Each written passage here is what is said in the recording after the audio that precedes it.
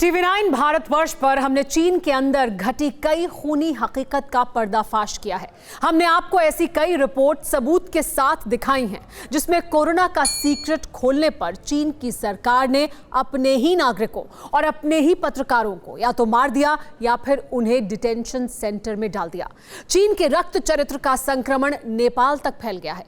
नेपाल में एक पत्रकार की हत्या के बाद जो खुलासे हो रहे हैं वो बहुत चौंकाने वाले हैं।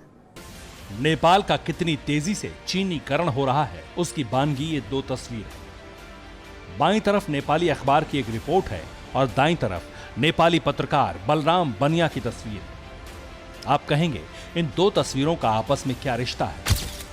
दरअसल अखबार में छपी ये खबर बलराम बनिया की है और इस रिपोर्ट के प्रकाशित होने के बाद बलराम की संदिग्ध मौत हो गई।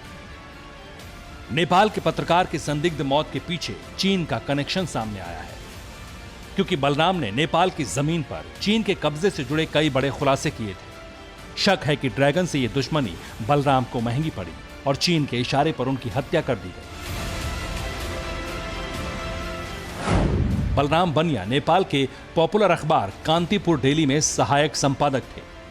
10 अगस्त को बलराम रहस्यमय परिस्थितियों में गायब हो गए और 2 दिन बाद यानी 12 अगस्त को एक नदी के किनारे बलराम बनिया की लाश मिली। पत्रकार बलराम बनिया ने जून के महीने में एक सनसनीखेज रिपोर्ट छापी। इस रिपोर्ट के मुताबिक नेपाल के एक रुई नाम के गांव पर पिछले 3 सालों से चीन ने अवैध कब्जा कर रखा है। एक 72 घर वाले गांव पर चीन के इस अवैध कब्जे की खबर ने पूरे नेपाल में सनसनी फैला दी। नेपाली पत्रकार बलराम बनिया की रिपोर्ट बताती है कि रुई गांव सिर्फ कहने के लिए नेपाल के मैप में है। 2017 से इस गांव में पूरी तरह से चीन का कब्जा है। बलराम बनिया की रिपोर्ट वायरल हुई तो नेपाल की ओली सरकार को जवाब देना पड़ गया। विदेश मंत्री प्रदीप गैंगली झूठ का लबादा ओढ़े मीडिया के सामने आए और वही कहा जो बीजिंग का ऑर्डर था। नेपाल ने अपने किसी गांव पर चीन के कब्जे को गलत खबर बताया। नेपाल प्रेस यूनियन की तरफ से पत्रकार बलराम बनिया की संदिग्ध मौत की हाई लेवल जांच कराने की मांग की गई है।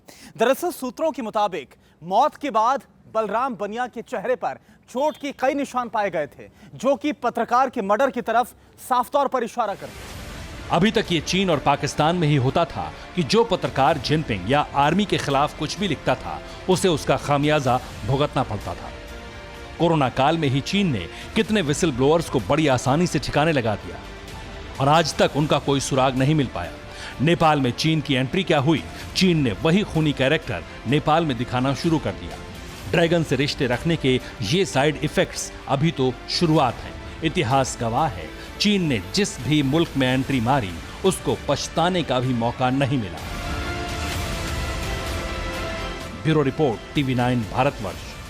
न्यूज टॉप 9 रोज सुबह 7 बजे और शाम 7 बजे सिर्फ TV9 भारतवर्ष पर।